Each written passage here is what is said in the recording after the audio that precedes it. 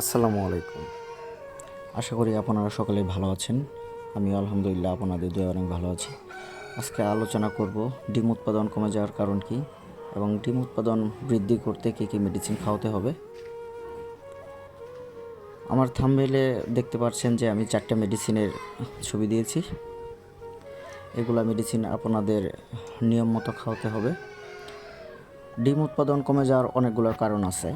তার মধ্যে হলো মুরগির ঠান্ডা। যদি মুরগির ঠান্ডা লাগে, সেক্ষেত্রে যদি মুরগির ঠান্ডা আপনারা ভালো করতে না পারেন, মুরগির ডিম উৎপাদন কমে যাবে। আবার দেখা যাবে মুরগির ডিম পারতে পারতে মুরগির অনেক ক্যালসিয়াম লস হয়ে যায়। আপনারা যদি ঠিকঠাক মতো মুরগিকে ক্যালসিয়াম, ভিটামিন এগুলো না দিতে পারেন, সেক্ষেত্রেও মুরগির ডিম উৎপাদন কমে যেতে পারে। আরেকটা কারণ হচ্ছে মুরগিতে যদি আপনারা কৃমির ডোজ না করেন, সেক্ষেত্রে মুরগির ডিম উৎপাদন হ্রাস পেতে পারে বা কমে যেতে পারে। আপনারা কিভাবে মুরগির রানীক্ষেত ভ্যাকসিন করবেন, কিভাবে কৃমির ডোজ করবেন, এখন সেটা নিয়ে আলোচনা করব। আপনারা প্রত্যেক 42 দিন পর পর কৃমির ডোজ করবেন। আর কৃমির ডোজ করার 5 দিন পর অবশ্যই রানীক্ষেত ভ্যাকসিন করবেন। মানে এক্ষেত্রে যদি আপনারা 42 দিন পর পর কৃমির ডোজ করেন, সেই ক্ষেত্রে 42 দিনের পর 5 দিন মানে 47 দিন হয়, বা 45 দিনও আপনারা করতে পারেন। কৃমির ডোজ আগে করবেন, তারপর রানীক্ষেতের ভ্যাকসিন করবেন। আর মুরগি যদি ঠান্ডা থাকে, সেই ক্ষেত্রে আপনারা আগে বিভিন্ন ধরনের মেডিসিন পাওয়া যায়, মেডিসিন খাওয়ায় মুরগির ঠান্ডাটা ভালো করবেন। এখন আলোচনা করব মুরগির ডিম পাড়া কমে গেলে কী কী মেডিসিন খাওয়াবেন।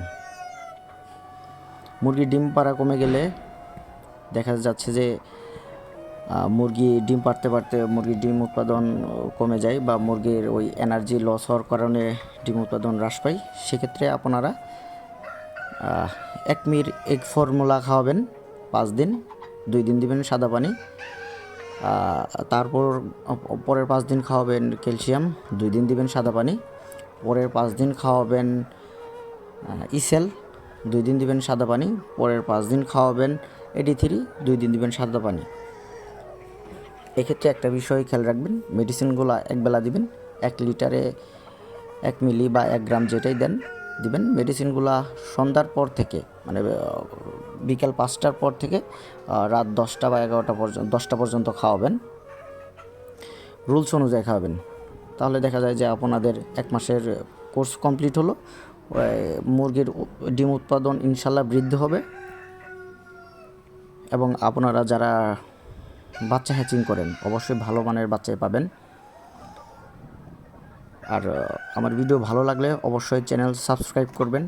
রেগুলার নিত্য নতুন যে কোনো বিষয়, মেডিসিন, মুরগির রোগ, মুরগির ওজন বৃদ্ধিতে কী কী মেডিসিন লাগে, আমি সেসব বিষয় নিয়ে আলোচনা করব। আমার ভিডিওটা সাবস্ক্রাইব করে অবশ্যই আমার সাথে থাকবেন, বেল আইকনটি চালু করে দিন। আর আপনারা সকলেই ভালো থাকবেন। যে কোনো বিষয়ে জানার জন্য আমার সাথে যোগাযোগ করবেন। আসসালামু আলাইকুম।